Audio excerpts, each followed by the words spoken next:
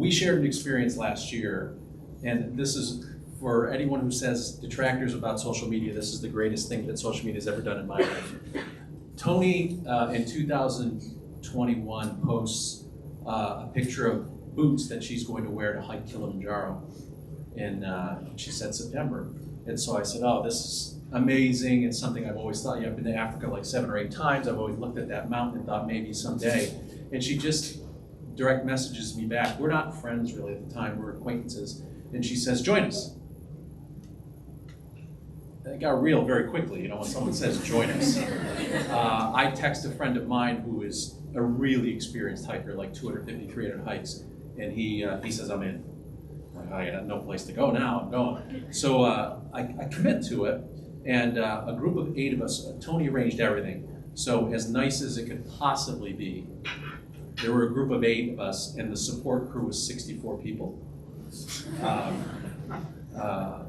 Guides, porters, cooks, people that carry your stuff up the mountains. It's still, you had to climb the mountain, you still did, your water, all those things. It was not easy. 8 days, 7 nights. And we trained for the better part of a year on local mountains. So Toni and I are the least experienced in the group. We probably have 5 to 10 hikes between 5 and 8,000 feet elevation.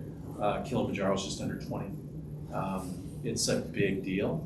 And so we go over there, and like I said, the other 6 are really experienced and accustomed to it, and altitude, and doing hikes over multiple days.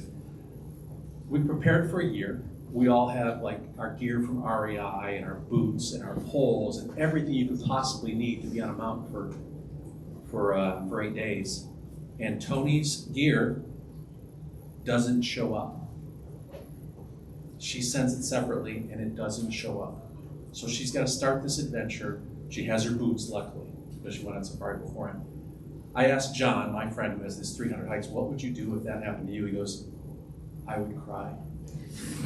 To go on a mountain without your own clothes, your socks, your gloves, your hat. She goes into a store at the first hotel before we even start and buys everything.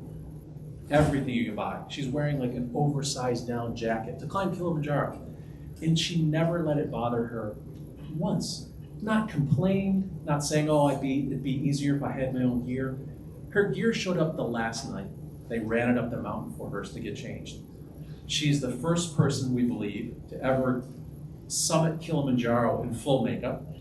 She insisted on doing that.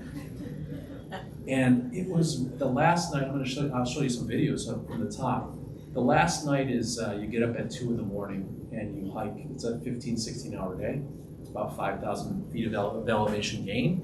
And then it's the hike down, and you are delirious. And I didn't really notice this about you until I looked at the videos again. Like, you're always focused on yourself because you're trying to survive. When I say this is the hardest thing I've ever done by a factor of 30, adding up everything else, it was harder than anything we've ever done. And in my mind, on the last night, in the middle of the night with a headlamp, climbing up, just basically sand and volcanic rock, just up, up, up. It really takes its toll.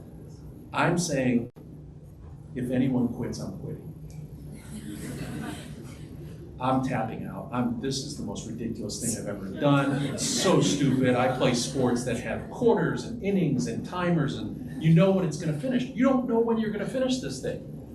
And Toni, what were you thinking at the same time? I'm thinking if Dave taps out, I'm tapping out too. But she doesn't talk to me. I don't talk to her. We get to the top. I'll show you the video.